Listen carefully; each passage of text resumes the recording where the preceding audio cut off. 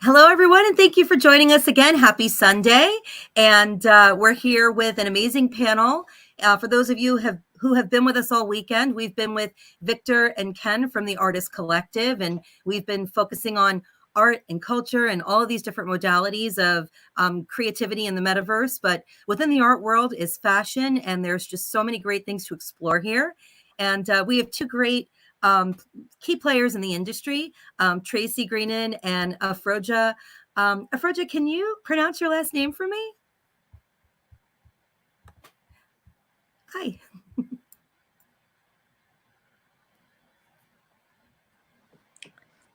Yeah, you pronounce it correctly. It's Afroja. Awesome. And we'd love to just get some insight from you ladies. How did you get started in Web3? And tell us a little bit about, what this looks like. I mean, a lot of people are really excited. This is a fun, whole new industry that people can explore. I think it's making fashion more accessible. How did you guys get started in this space? Afroja, did you want to go ahead first? Yeah, you can start. Okay. Hi, everyone. Thanks for having me. My name, yes, it's Tracy Greenan. I am the founder of Aurelian Icarus. That's a digital fine jewelry and accessories brand based here in New York. We started a couple years ago in Stockholm, Sweden, and we brought the brand here to New York. And I got into the space a little over a year ago. I was asked to do a Clubhouse talk with Entourage. They are a Paris-based digital accessories brand, and Jevels, which is a digital accessories brand based in Austria. So I didn't know anything about the space. I'd heard about digital fashion, and then I got distracted with everyday business. And it wasn't until I was asked to do this talk, and I was learning from the people that I was talking to that, yes, this is the space I need to get involved in. And I think it's time to really think about it seriously, because this is the future of fashion. So last year I went to Decentral Miami, and it was quite funny because I remember sitting in my hotel room and looking at the agenda. Really good. There was so many good contacts there I wanted to reach out to, and I hadn't a clue what I was doing. I do remember thinking, I feel like I'm in high school and I'm like the nerdy kid trying to get into the cool kid crowd, and I just didn't know how to approach it. But what I did is I just went up to people and just told them what I was about. And I said, I'd really love to collaborate with you. I don't know much about the space, but let's work on something together. And I just got out of my comfort zone, and it worked. And I met some great 3D designers in the space, and I have some good collaborations. And it's a learning as I go ongoing journey. I'm still, it's trial and error. It's experimental. There's no, you can't instantly expect profits immediately. This is a long-term strategy to take if you're a brand, and you've got to constantly evolve in the space, because so much has changed in Web3 in the past year. And if you're not evolving in the past year, you're going to get left behind, let alone not even being in the space. So it's changing at light speed, and this is the way to go. And just to add on to that, I'm actually also the founder of Caviar. We are an augmented reality startup. We're only a couple years old, but we've got a really good team of developers and engineers, a rock star panel of advisors. So it's super exciting to be in. Thank you so much. I have so many questions for you, but I definitely just want to have Afroja. We'd love to hear how you got started in this space. Oh, there's some. Sorry, I was trying to join from my desktop. Anyway, so basically, I first started my journey as a sustainable fashion advocate, and after that, I was doing some research on like digital fashion, Web3 fashion, and I came to find that there is no single brand or creator that is working on spatially inclusive fashion. Uh, I mean modest fashion, but I know there is a huge market around this, and not just in Muslim based countries, even in UK, USA, Europe, Canada, Australia. So I did research, and I was really very interested that it is a kind of good addition to my research and my work. So I was very consistent, and I was trying to find if there are any other updates, what other brands are doing. Like you see on some luxury brands, designer brands were doing great, and then came Nike, Adidas, and other brands. So I finally decided to launch my own brand that I actually planned since my like high school, college life. So finally, I registered my company, and I initially partnered with DressX. They are the largest meta fashion company, a digital fashion company. I also have partnership with netizens. So they are based in Europe. So initially, I was working on my first project, that is Fashion Calls, but I had to close that one for better outcome.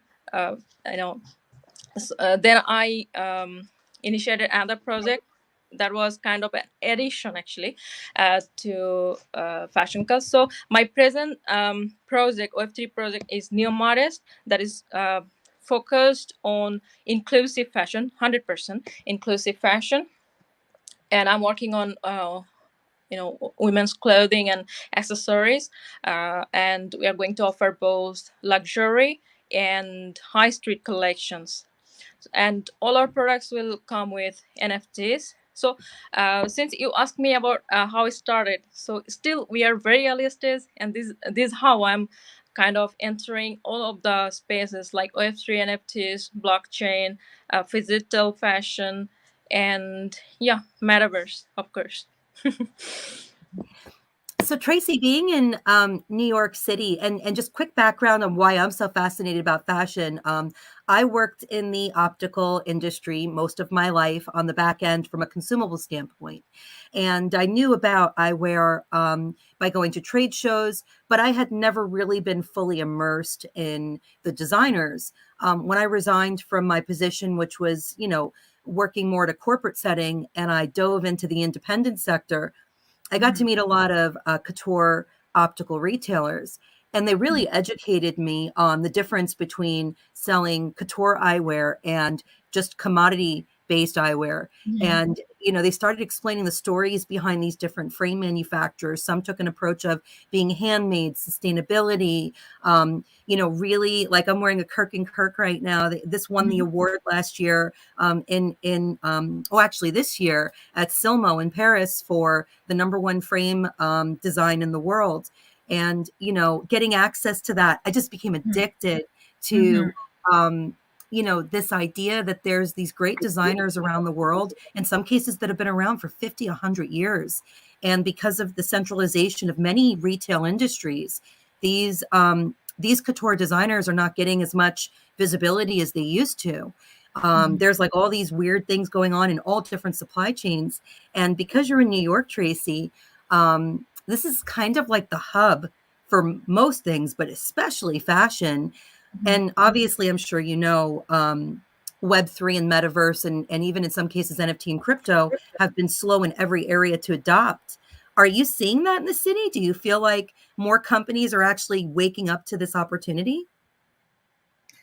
It's going to take some time. There's the people that I've talked to about it. They're giving me a wait and see answer when I ask them about it. Absolutely. And so I think a lot of retailers and designers that I've spoken to, it's more like the retailers. They want to wait and see how it's going right now. getting an impression that NFTs are going through a little bit of a slowdown. They're almost seen as toxic right now. And I think they're associating it, they see what's happening with crypto going on, and it's putting them off a little bit. And I'm also seeing some pullback with digital fashion platforms. Also, they want to branch out into other areas as well. So, for example, with my brand Caviar, we're not going to do NFTs right away. We're going to start off with the filters and then see how that works and play it by ear. And unfortunately, I've had with Aurelian Icarus, I've had my one of my advisors tell me, change the name from NFTs and say digital. Don't say NFTs. Market it as digital. And I understand where he's coming from, and it's a slippery slope right now on how we market NFTs. So there's a lot of thinking and learning about what people what their thoughts are on NFTs. And maybe Froja, I would like to ask you about what are your thoughts on NFTs right now? Are you seeing a slowdown in modest fashion? That's a good question. Actually, modest fashion, as I mentioned, there is hardly, any brand. But yes, right now some brands, companies are trying to enter into modest fashion, and they are basically based in Dubai, and especially UAE is kind of a hub right now for blockchain projects, Web3 projects. So I just found some existing Web2 brands are trying to like enter the space like NFT, blockchain, and I didn't see any further like remarkable updates.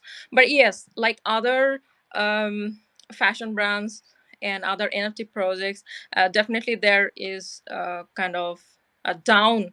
Uh, you know, um, it's a kind of negative scene, I would like to say. But we are very early stage, at the very early stage, and I don't want to say that modest fashion industry has just been like in a very bad condition in terms of NFT projects or other business opportunities. I would like to say just we're at the beginning.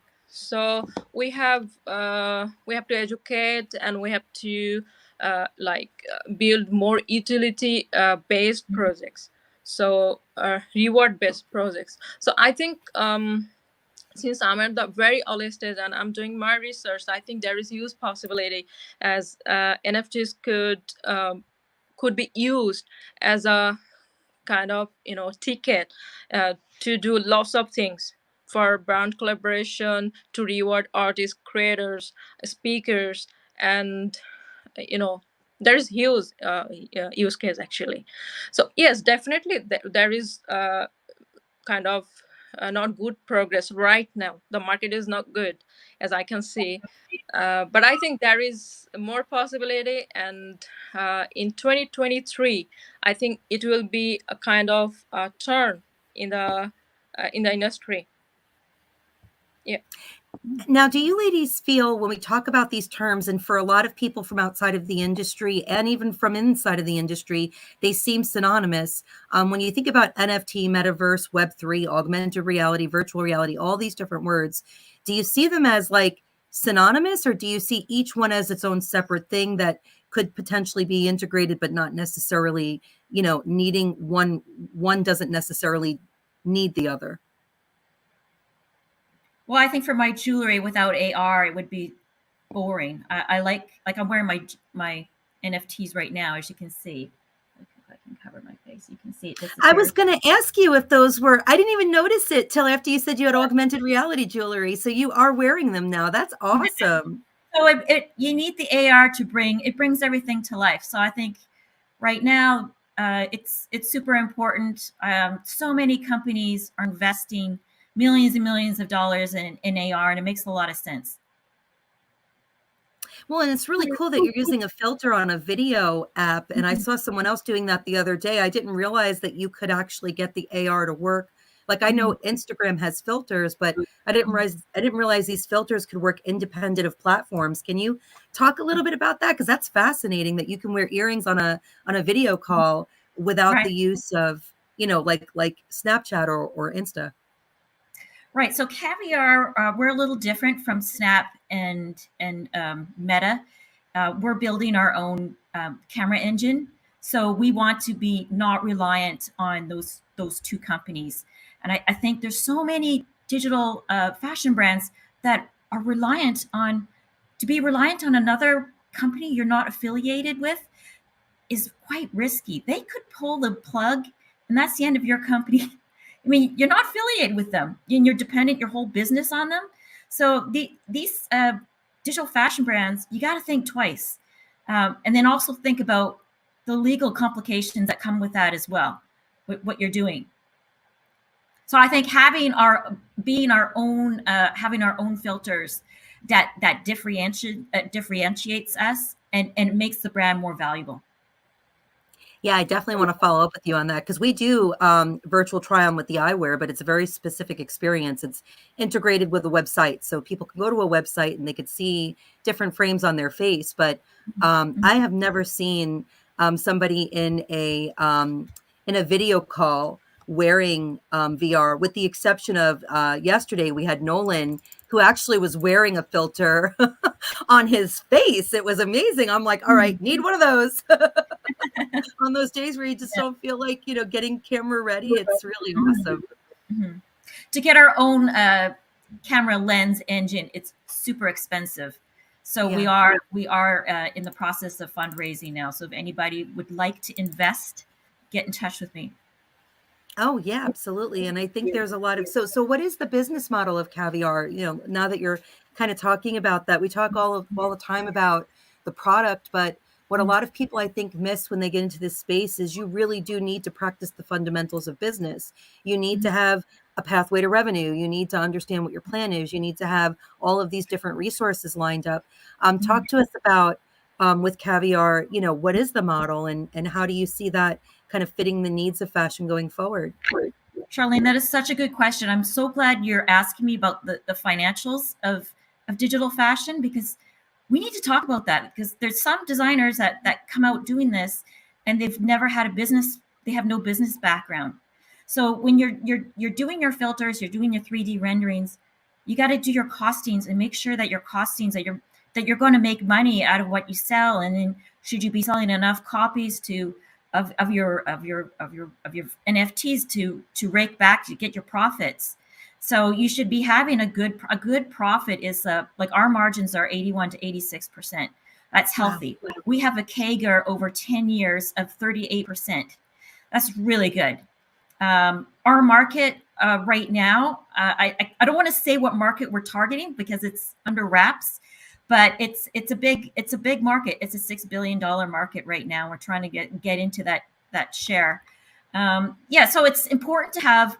It's really important. You got to have a CTO. You got to have a CFO, or you're going to end up like what Sam Blankman. What was his name? The FTX I think guy. you were right. I think it was Blankenship or something. But yeah, so he never had a CFO, and I don't know why you have investors like Sequoia who invested over $200 million in a company that had no CFO. How crazy is that? And the same thing happened with what's her name, the Theranos woman.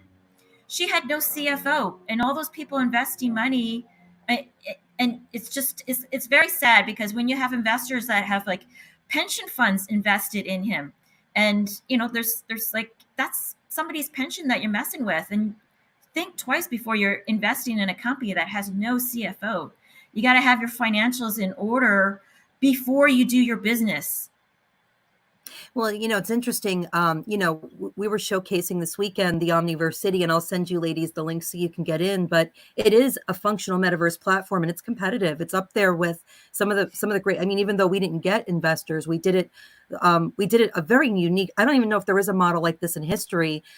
We went to all of the potential people who could use it, and we sold the spaces before we launched it, and we launched a trade show to start with. And that was the foundation of the platform. And to this day, we still have that convention center open. And now we're offering retailers to come in.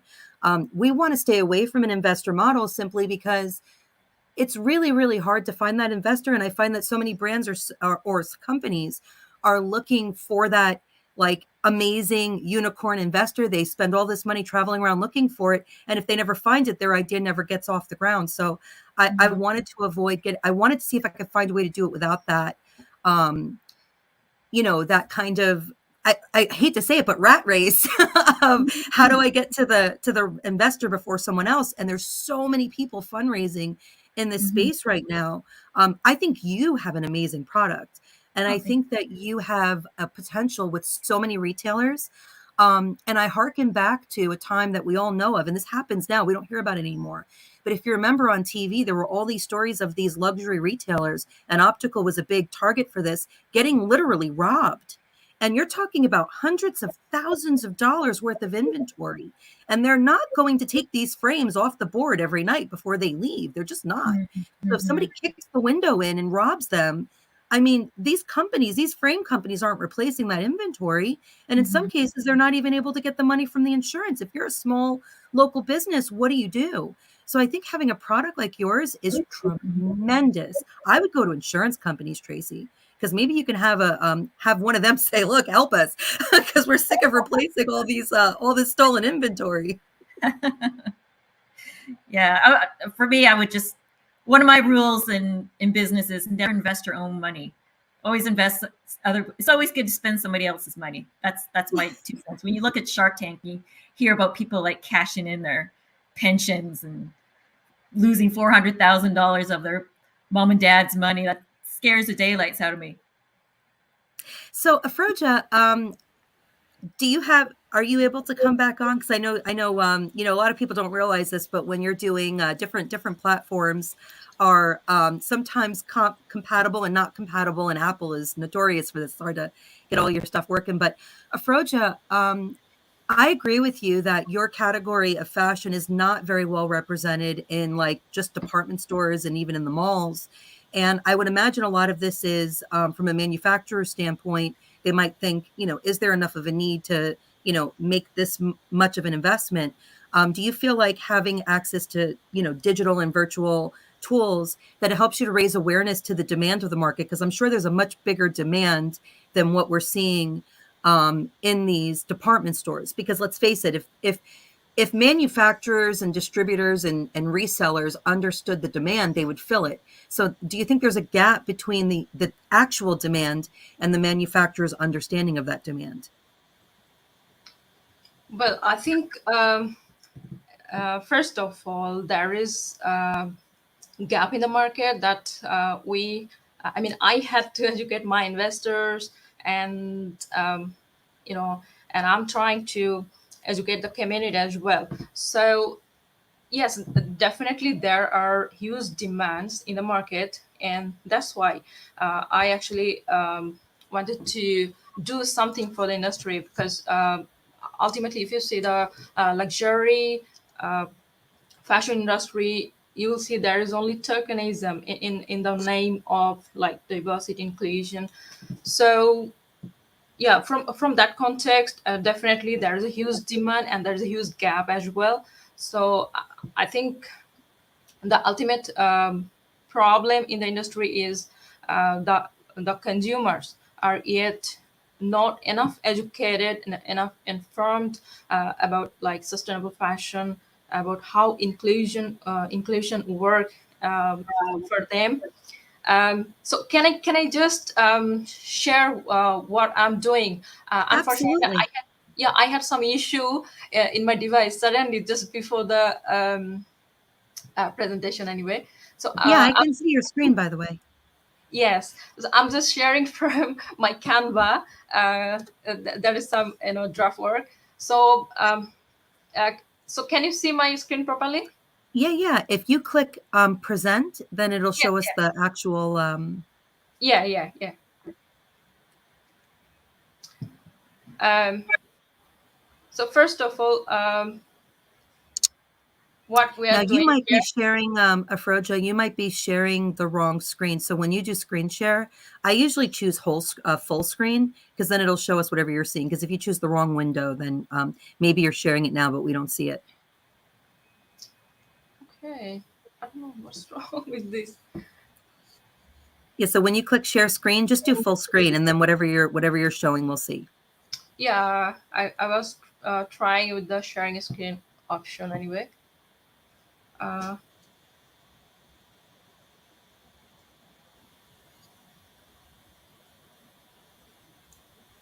can you see my tab?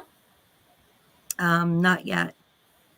So after you click share screen, you'll see like a couple up. There you go. Now, if you hit present, it should pull full screen. Perfect. There you go.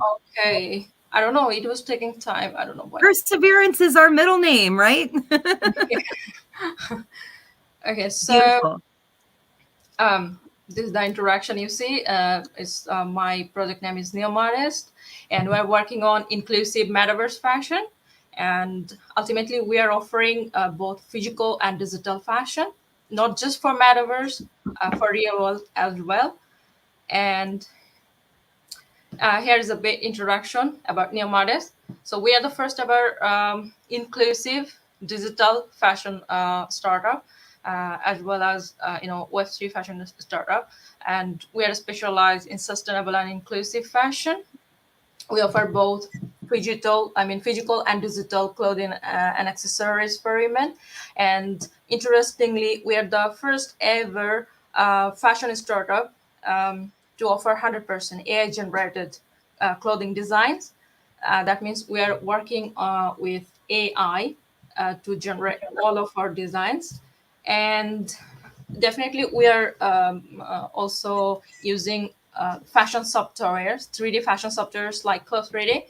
And we are also metaverse centric, as I already mentioned. And we are an NFT first air fashion startup. We aim to make fashion more accessible and empowering for women. So the problem we are solving, definitely you most of us already know there is an overproduction issue in the fashion industry, and especially fast fashion brands are contributing to this. Definitely this is a kind of global hazard. uh, it's a global risk, and overproduction is actually affecting our human rights. And as you see, the garment workers are suffering, and indirectly and directly, we all are suffering from the pollution from the fashion industry. And yes, it's a threat to climate and our environment. And definitely the fast fashion issues and overproduction is a major threat, or we can say barrier, to achieve the sustainability goal by the United Nations, what you call SDG 17. And another problem we are solving, that is, as I already mentioned, not enough brands uh, are working on inclusive fashion, or they are not offering innovative takes, features like AR try on, digital fashion, or even the other Web3 solutions. So I think already, as you can see from the market trends, there is huge demand, and especially Gen G, Gen M, they are all entering the digital fashion era, and there is a huge demand. But modest fashion industry is yet kind of, ignorant about the progress. As I already worked with some of the biggest investors and brands in the modest fashion industry, but they hardly know about the progress we are already seeing in the industry. And our solution is, as I already mentioned, sustainable fashion. And we offer artisan made clothing and accessories made by our UK artisans. And we offer on demand clothing and accessories to reduce overproduction. And another solution, that is, we are actually the first ever modest fashion brand and we're offering both luxury and high street collections, so we can ensure accessibility. And I mean, all social groups can access our products, and we are offering phygital fashion, phygital modest fashion, including NFTs, augmented reality, virtual reality, AI fashion. As I already mentioned, our designs are 100% created on AI. And we're also going to offer gaming skins, avatar outfits for avatar personalization. And it's already very huge. And you can see Ready Player Me is helping us to access more and more opportunities in terms of avatar customizations. And I'm personally using it. And we're also offering try-on fashion and virtual shopping. Actually, we are going to implement our roadmap step by step. So hopefully, we'll come with more updates very soon. And yeah, I'm just working on it. Hopefully, there will be some good news. And right now, we are actually looking for startup funds, and we are just open to negotiation. Okay, so already our community know what is phygital fashion. Just I would like to do a little bit introduction. Physical and digital fashion are collectively called phygital fashion, which has been already proved that they actually uh, reduce overproduction and reduce pollution in the fashion industry. And definitely that's a great effective way to offer inclusion, to facilitate inclusion both in web3, like metaverse, and even in real world. And I think AI is another addition to our work, which will help us to be more inclusive and to create more inclusive designs. And Afroja, I yes. have a quick question, just kind of pausing you here.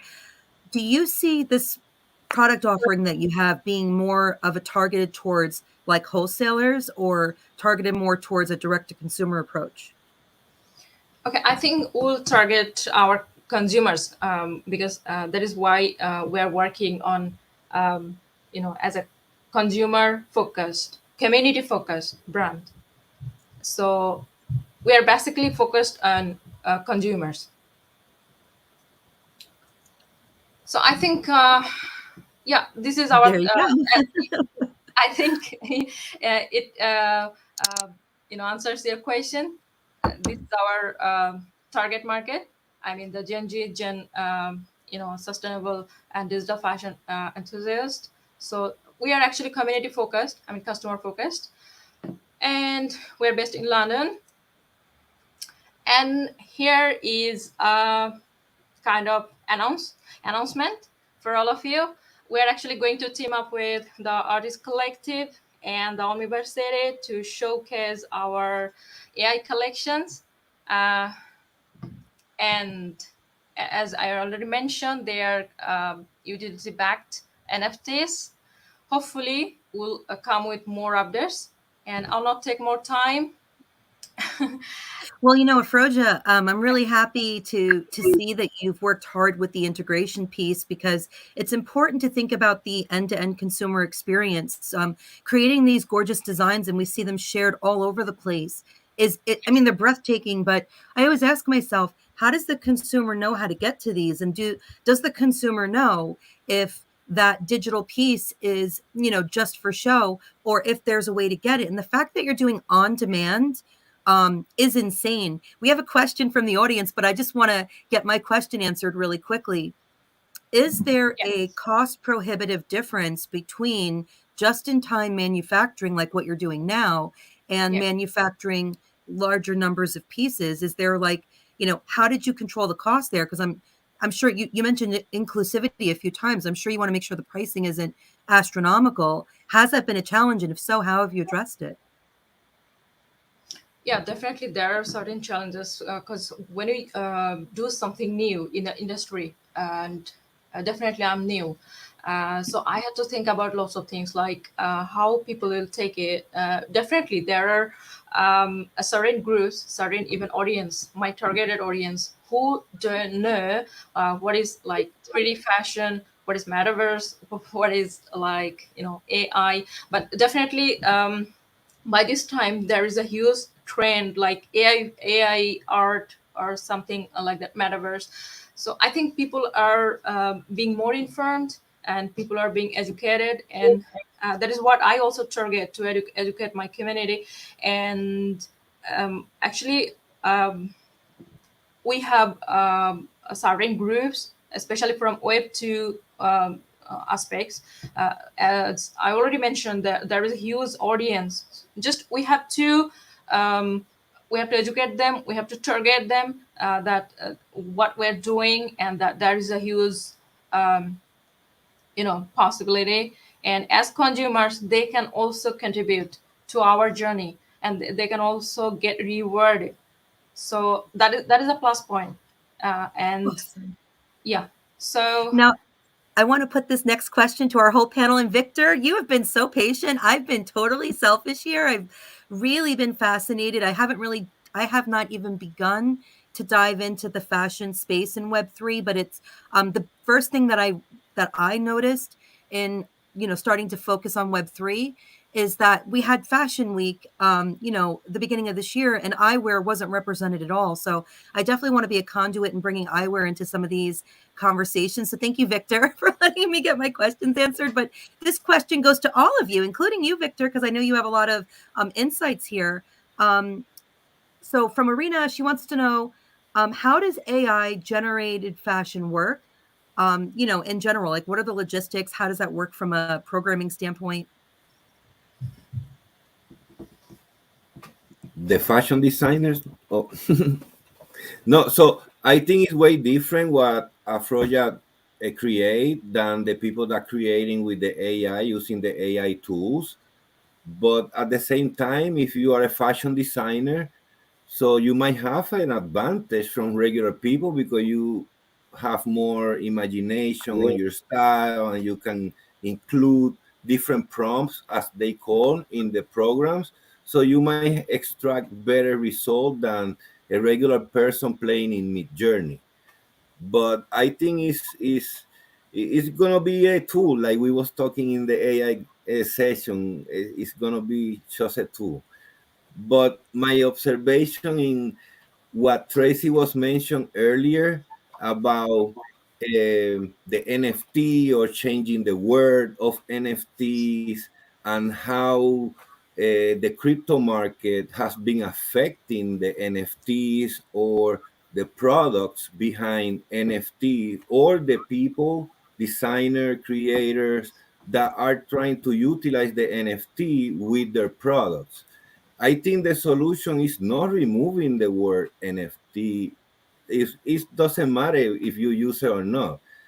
If you sell your product in US dollar, let's say as a stable coin, and you don't attach your product to the crypto market, then you will have a better result that keep selling your product as in ETH, and tomorrow ETH drop 50%, and you as an artist and the collector or the consumer will lose value too. So remember, when you have a product, you have to think that it's not a PFP. A PFP with different utilities as a membership or whatever is way different than a product that you just sell as a US dollar, Web2 style, let's say, and you just transfer the NFT as a certification of your purchase because that's what is going to become in the future. So That's a good point. That's a really good point, Victor. it's the same with the art. So you can be the pioneer in the education as artist collective. We're trying to be the pioneer in art, like for these artists that we are bringing to artist collective. I don't feel that is fair for the artist to sell a piece like Daniel sold a piece for 1,300 euros. So if he was in ETH, Last month, the piece will be maybe 30% lower the price. So we keep the piece in US dollar or the stable currency. You sell the piece, you just transfer the NFT as the verification, authenticity, and this, in your case, Tracy, you transfer the NFT. They can use it as the AR, whatever they want to do with it. Hmm. But your physical piece is not going to lose value from the crypto market.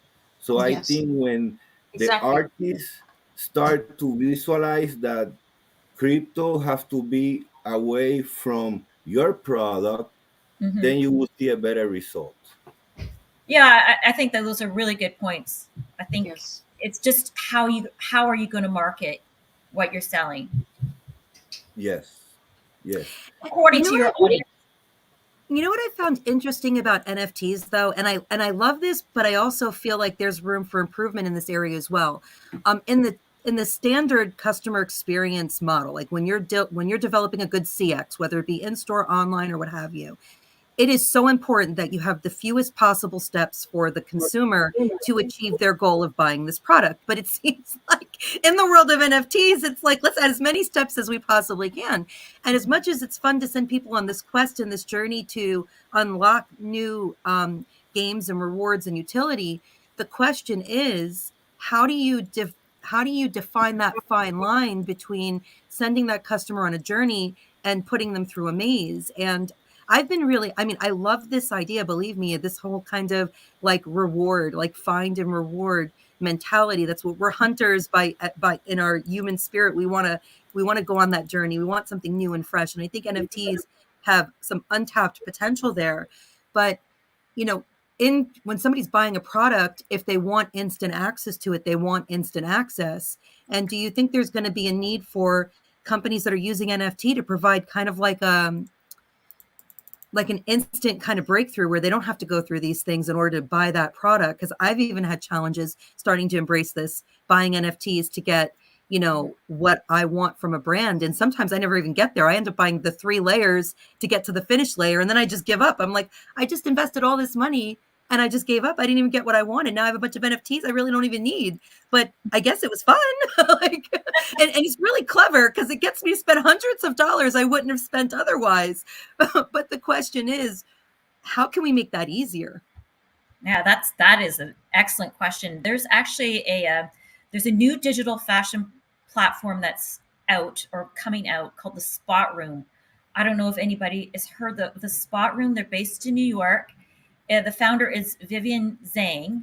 She's an amazing entrepreneur. And what she is doing is she's making it easier for brands, fashion brands, to sell NFTs. So you can sell them on your own website. You don't have to go to another website. Having your stuff on other websites is really difficult. I mean, for a few reasons, you don't have control. A lot of these other digital fashion platforms, you don't have control. Say if you put a couple images on there, or you want to add some images. Some of these platforms don't allow you to actually go in and change your images, or they only put up one image and it's not even the item being worn, or it's not near somebody. So how they're not doing like the job selling it as you would like them.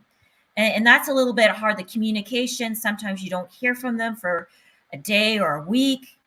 Many times it's like, it's they're not responding. It can be frustrating because you've lost that control, and then they take commission on top of all that. So when Vivian approached me about the Spot Room, and she's doing digital fashion, so I love this idea of giving brands and designers control over their NFTs. Oh, I think absolutely. Tracy, I think Tracy is more important, in my point of view, to the designer, because right now you see these big brands in fashion launching their collection. People don't think they not holding their ETH, they not holding their crypto. They dumping that crypto. They don't want to hold the crypto. They dumping the crypto. They affect the market too, and the independent designers are the one that get hurt, because the big brands, they make the money, they dump it, they sell, they cash back, and the independent artists like you are like, oh shit, I depend from Snapland, I gotta depend from, it doesn't make no sense. So I think when you support independent artists like you guys, same like Charlene, I'm super proud to be in a panelist with top women, business, entrepreneur, killing it out there. It's an honor for me. And how you guys are doing in managing in this tough market with a lot of wolf is amazing. And making this different, like Charlene is looking for this type of decentralization, the best for for the business owner. You are looking the same, I don't want to depend from this platform, to bring different designers to have this share that they deserve. So I think utilizing the tools, and yeah, you like Nike, I like, but I'd rather support Tracy than Pandora, right? So that's how in Web3 should be. Well, and Thank you. oh, go ahead. Go ahead, Tracy. No, I was just saying thank you. Thank you. Appreciate that. Yeah. No, I definitely appreciate that too. And Victor and Ken and Tracy and Afroja, I really appreciate you guys coming and using the tools that we've built, because I am not a creator, nor do I want to be a creator. I have created a metaverse, but I didn't personally create it. I hired a team of beautiful, amazing, talented, incredible, supportive, diehard, answer my phone call at 1 a.m. Engineers and designers who have built a beautiful world that is right out of my imagination. So if I painted with anything, it's with my imagination. But there was real business strategy baked into the whole thing. I didn't just throw up a space because I thought it would be cool. And frankly, I wasn't even building a metaverse when I started it. I was building a useful 3D space to facilitate B2B transactions on the supply chain side, because I believe the number one thing we're going to find in the metaverse is that that whole supply and demand is about to be flipped around, and it's going to become demand and supply. And you're going to see a lot of manufacturers that have been in control of that supply and demand funnel flipping out and lighting their hair on fire, because they're really trying to force people to want things that they don't really need. And once consumers realize that they have an opportunity to really demand what they actually want, manufacturers are going to be held accountable to supply that. And it's going to be interesting to see that shift happen. We're going to make it happen. I'm meeting people like Tracy and Afroja, and you, Ken and Victor, really confirms my suspicion that there's a lot of people out there working to just give the people what they want. Coming into this new year, 2023, guys, I'm going to throw this question to all three of you. What do you think is going to be the biggest trend in 2023 in Web3 and fashion? And what is the biggest tool that you're going to utilize to embrace that? We should answer first. I'll dive in.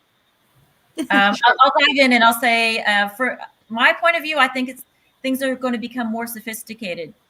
I think there is a need to move from the cartoony side to something a little more real, sophisticated, that reflects your brand and reflects the image of your brand a little bit more aligned with your brand. And so that's something that I think consumers are looking for as well, that they can resonate with something that reflects themselves and express themselves with it. And I think what Froja was saying and Victor was saying about AI, that is going to continue to be more and more people are going to want that and play around with AI. There's incredible stuff that we're seeing on these LinkedIn groups.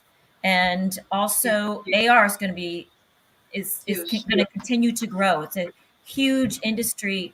It has 40% CAGR over the next, from 2022 onwards, for the next 10 years. It's massive. Yes. And what's the tool that you're going to use to embrace that? Is that going to be your caviar tool? Yes. So we're going to get caviar off the ground in 2023. We're going to rock people's worlds. Awesome. Well, I'm telling you, I did not know that your earrings were virtual until you said that you had an AR jewelry company. And then I took a closer look. I'm like, those can't possibly be AR earrings. But, really, really, really cool. Thanks, thank you. Yeah, you're welcome. Afroja? Yes, for me, I think I'm going to join more UK-based and international events and sessions, and I'll already have been booked for a number of events where I'm going to, as I already mentioned, I have to educate because I'm new and I'm the kind of only one still now. So I have already been booked for some events and webinars, training sessions. I have a business partner in UAE. So what I'm going to do is I'm going to educate more about AI and how we can use it for the best, and especially for fashion designs, to empower artists and designers, and to help brands to ensure more inclusion and diversity in the industry. And another thing I think we should educate about is 3D fashion, because that will help more brands, designers, creators to showcase their collections. Even, for example, if we talk about my brand, so my model is like we'll offer the 3D collection first, and then we'll go for the production, physical production, and that is on demand basis. So we don't need to produce excess, and we don't need to waste materials, fabrics, and yes. So I will actually. I'm also an AR artist at the very kind of beginning, and I'm trying to be more consistent here. So AR will be the game changer, like AI, AR, both augmented reality and artificial intelligence. So I will actually use both very, very randomly, and I will also educate my audience, my business partners, and my investors, or like potential investors. They also need to be educated, and I'm doing that. So I think yeah, I will actually use these tools in most cases, because my business is totally focused on this, and we have to use it for the best, actually. And you actually had an unanswered question. I didn't throw it to you, so I'm so sorry. One of the audience members wanted to know, how was the name Afrosia derived? Oh my gosh. So basically, I'm a Muslim, and Afroja means is flower of heaven. Is an Arabic name, and it's actually, as I already mentioned, is originally from Arabic, and I'm not directly kind of Muslim a country, but it's I mean, when I was born, it was kind of a major Muslim-based country. It's still now. I'm actually from Bangladesh, and I'm now living in UK, in London. And yeah, this is how my name originated, and yeah, this is how I'm working. Lovely. That's beautiful. Oh, Absolutely. another point I should mention, I'm going to use Metaverse as not just as a brand, as a creator, and as an AR artist. I'll try more and more metaverse platforms, including spatial. I already have my brand's gallery on a spatial, and I'm going to showcase my arts, AI arts, very soon. Hopefully, I'll update soon, and I'm already working on that. So I think AI, AR, metaverse, and virtual shopping experience. This is going to be huge in Well, 2023. I coined a term when I first started this, because when I speak to people, I think Tracy, you were the one that said this in New York, that they're not ready yet. I call it meta napping. So if you're like not like sleeping, like kidnapping. So if you're Yeah. not ready for the metaverse, I just say, I'm going to meta nap you. I'm going to make you go there. I'm going to make you love it. I'm going to make you come.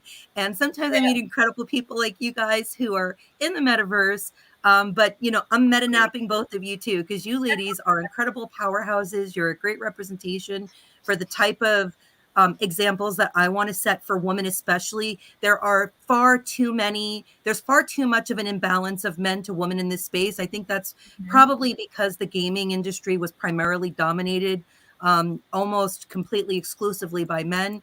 And I think there's kind of like a tug of war with letting women come in. And it is really incredible to see such powerful women on this panel with me that have amazing ideas that they're bringing to market. I think it's going to be a great example for the type of women that are in this space. So thank you so much for joining us today. Victor, next year, trends and Yeah. tools. No, I to add of what you're saying, follow the advice of Tracy to all these women trying to get into the Web3 or NFT. Get out of your comfort zone. And look, Tracy, she got out of the comfort zone. She tried it, and look what happened. So I think in 2023, if artists like Tracy and designers, they get together and they put the stuff in my product is not attached into crypto.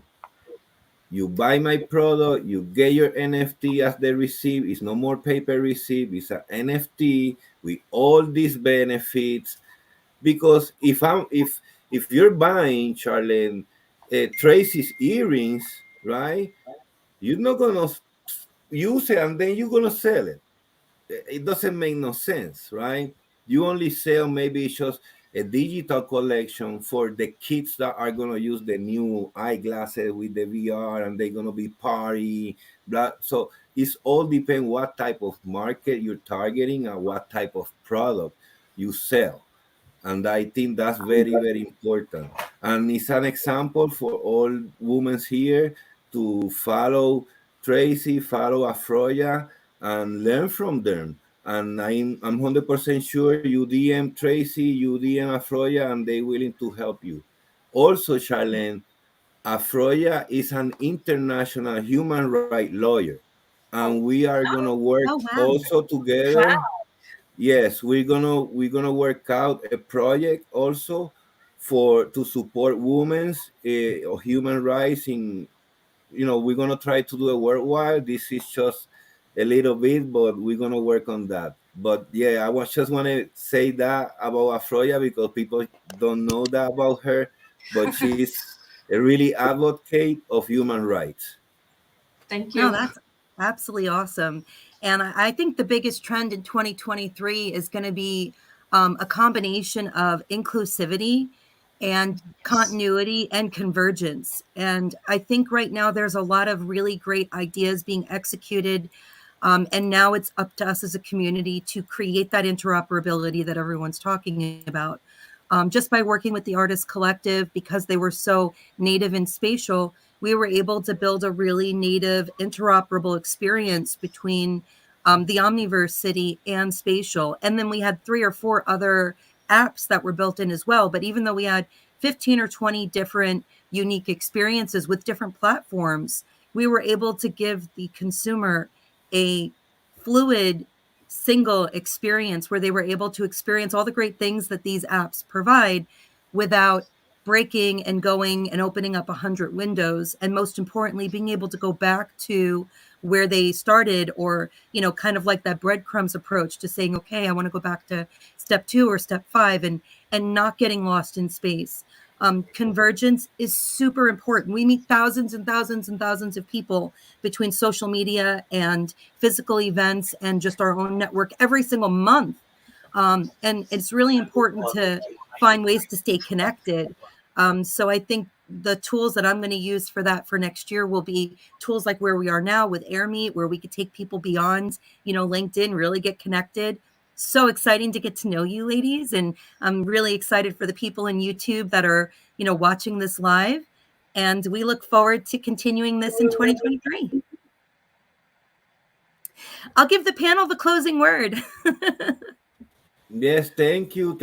Honestly, thank you, Tracy. Thank you, Afroya. We keep moving together. Our mission, our goal is like you were saying, Tracy, where you can have your product as a digital asset in the same as the physical assets, so the collector or the customer can see the product real time. They click here, they see you, they want to talk to you, you show the product. So I think if we already making it happen, so it's just time now to flip the encrypt of product, service, art, how you identify all this utilizing blockchain and keeping away crypto from product, service, and all these products that we can uh, take the advantage from the digital world. Thank you. And in closing, a shout out to our other panelists who were unable to make it due to personal reasons. We love you guys for even committing and attempting to be here, and for all that you did to share. And, Kadeen and Ulxa, thank you so much for getting the word out there. And we look forward to seeing you guys at our next event. Thank you guys. See you soon.